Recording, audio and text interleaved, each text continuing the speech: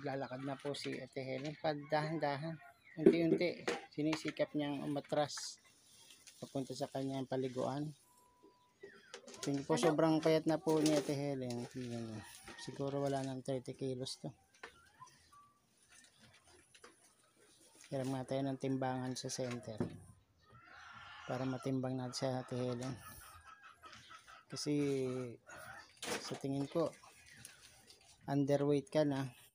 Mga may karamdaman ay kaniya tinutulungan, ang mga may problema ay kaniya pinapayungan, ang mga naghihirap ay walang sama. Supportahan po natin Dong Tigidong, member po ng Team Malasakit, na wala po rin sawang tumutulong sa ating mga kababayan. Supportahan niyo po Dong Tigidong. Hello mga kalingap, magandang umaga. Supportan po natin si Dong Tigidong. Nandito po sila ngayon sa Daet. Pasupport po. Salamat. Dong Tigidong. Tapos YouTuber na, vlogger pa. Dong Tigidong. Shout out po, paki-subscribe ang kanyang channel. Dong Tigidong. hello, magandang umaga po. Sir Ruel Lipat, sa buong Team Ruel Lipat. Dito po muli tayo upang magdala ng ayuda, tulong kay Ate Helen. So, dinalan po natin siya ng Alaska powder milk, at crackers. Dinalan po natin ng crackers. Kailangan niya po ito para sa kanyang pang-araw-araw na merienda. At dinalan po natin siya ng battery. Yun po sa kanyang radyo. Ano? So, ngayon po ay ibibigay natin sa kanya. Ito po yung mas mahalaga kaysa sa therapy sa ngayon. Kasi nga parang na po siyang malnourished, ang payat niya. Wala siyang almusal. Tapos sa merienda. So, pag meron po siyang ganito, pwede po siyang makapag-snacks anytime na nagugutom siya. And then, ipalo na po yung therapy para tuloy-tuloy po yung paggaling, paglakas ng katawan niya at yung circulation ng blood. Yun po yung mahalaga. So shoutout po Sir Ruel Lipat, salamat po, natanggap na namin yung pinadala niyo pong 1K na pambili nito at pang therapy niya. Okay? So si Ma'am Rhea po ay kinontak na natin, nasa Iriga pa siya ngayon. Pagdating niya po, either mamayang tanghali o hapon ay tuloy na po yung pag-therapy. Maraming salamat, shoutout sa buong Team Ruel Lipat, si Ruel, si Ma'am Luz Lipat, thank you po. Chief Franco Vlog, Percy Official Channel, yan sila Geraldo Meduranda, Darren Dobson, Joan Wanmig, May 17 Ilocana Vlogs. Maraming salamat sa inyo pong suporta. Team Kapuso, bye-bye. Punta po tayo ngayon kay Helen. Papasokin po natin yung bahay niya. Pagdalhin po natin yung ayuda.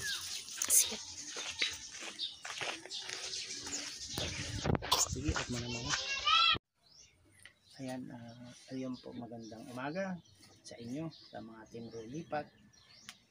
Bigyan ko po kayo ng update kay Ate Helen. Pasensya na kayo, emotional po siya Ate Helen, pero hanggang pa man, maganda pa rin po yung aura niya. Kita niyo naman po. So, ngayon pong umaga pinakita ko, gusto niyang batiin si Jenny Lynn, yung kanyang anak. Kasi po nag-birthday po yun ng June 22. Gusto niya po siyang makausap at matawagan sa phone. Pinagawa namin yung phone niya, nilagyan namin yung battery. At pinasa namin yung number niya sa isang kapatid. Unfortunately, hindi po nagkaroon ng contact. Tinatawagan ko po si baby niya na kung pwedeng ma-call. Wala pong reply. Pinakita ko po sa kanya yung picture. Talaga pong naluluha po si Ate Helen. Kasi miss na po yung anak niya. Kung ibabalik mo yung panahon, Helen, yung maliliit pa sila bago sila maghiwalay, ano yung unang-una mong gagawin kung may babalik mo yung panahon? Yung bang landas noon na tinatahak mo na diretso, o yung landas na lumiko ka sa ibang lugar ano ba ang lalandasin mo? Tatahakin mo ba yung pagkakamaling lugar o yung pamilya mo original? Itatama mo na sa tamang lugar mo na pupuntahan, ano? Kasi unang-una nakikita mo yung bunga ng ginawa mo noon, ano? Nakita niyo po yung anak po niya, nakikita niya dito na sobrang laki na, matagumpay sa buhay. Sila po may mga posisyon na sa kanilang barangay. Panalangin po natin si Ate Helen para magkaroon siya ng lakas. At ito nga po, hindi po siya nag-aalmusal pa, dadala na sa almusal. Ayan. Pasensya na kayo, iiyak po siya.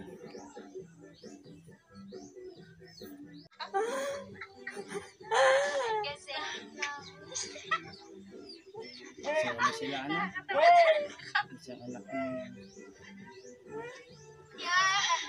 Mabuti nga mayroong Facebook kasi may chance para makita mo sila.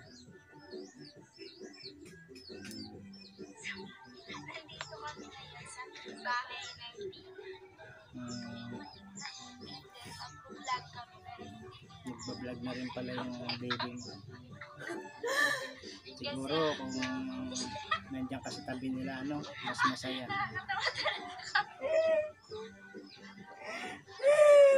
Grabe po ang alam niyo po ang sabi sa akin ni Ate Helen, ibabalik po yung panahon, hindi po niya pupunta sa maling daan. Doon po siya tatahak sa tamang daan upang yung pamilya, mas mahalaga talaga ang pamilya. In the end, oo, sa mapusok na paraan, mapusok na edad, baka hindi niya napansin noon o napayuhan siya na mas maganda na yung pamilya ang unahin. Kung siya po ay hindi nagkamali ng landas, malamang po kasama niya po yung mga anak niya. Masasaya. Kung nakigraduar na pala o ayun, meron ng graduation uniform.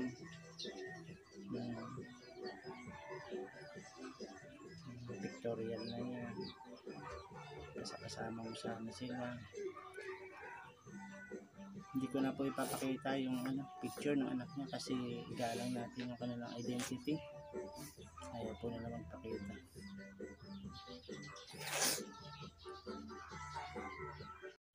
Binilang ko po ng pansit si Ate Ella para may almusal siya. Tsaka saging na nilaga. Ang tinidor.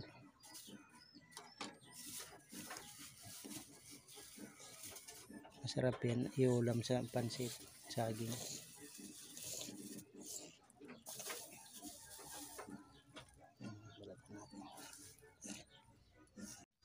Okay, start na yan, ha.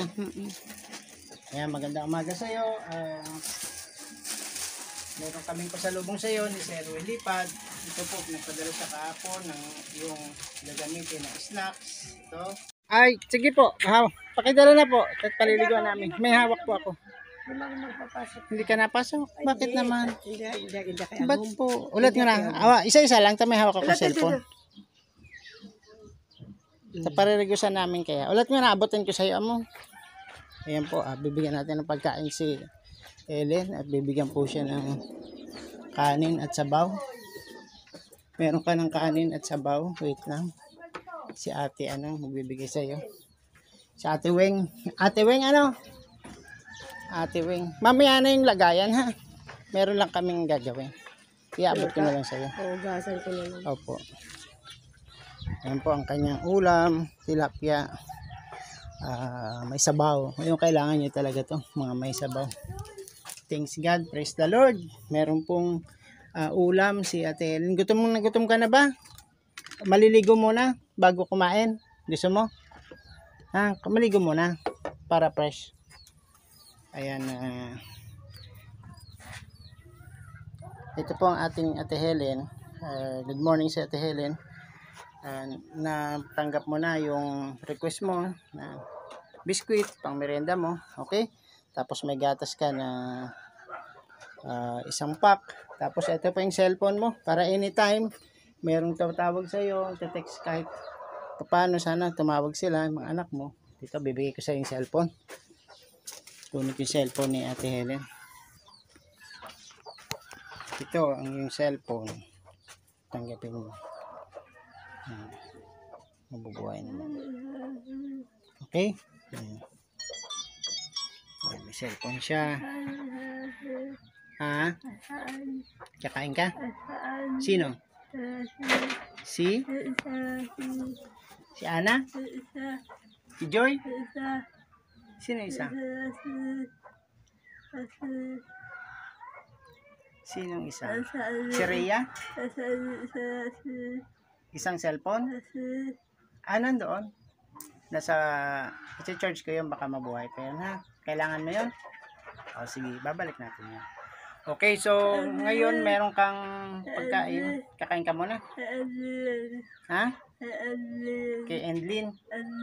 Kay Kadlin? Andy? No problem. So yung ba ay nagana kay Andy? Nagana? Ayun, gumagana pa kay Andy. Umalis siya. Itinao sa'yo. O, sige. Okay, so ngayon, ligo na muna. Tingnan nga natin kung kaya mong lumakad dito. Saan ba napunta si Joy? Sige, lipat ka dito sa upuan mo. At kukunin ko muna yung tubig. Ito may tubig. Papasok natin yung tubig.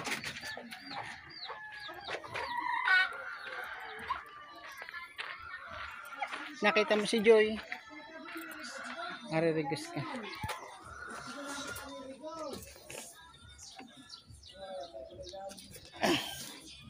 Ito guys, mayroong tubig. Pagparigos.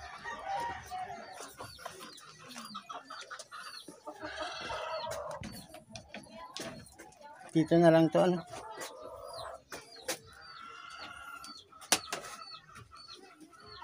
Ayan, hindi ko naman may tubig na. Ito po ang magpapaligo sa akin, si Joy. Yan.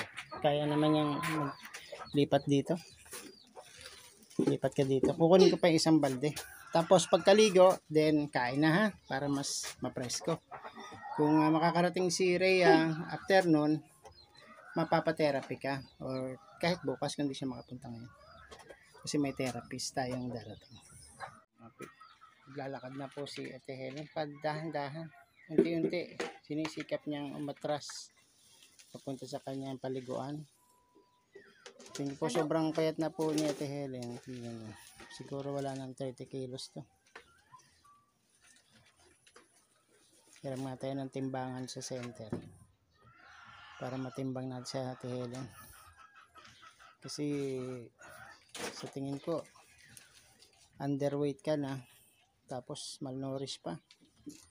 Kailangan makabawi ka, pagkain, tapos ligo araw-araw, mahalaga. Yan, konti na lang. Joy, yung upuan, Joy, baka mabunggo ang paan para makaano na siya. O, dahan-dahan siyang sisikap siya. Yan po yung ating si Ate Helen. Gusto niya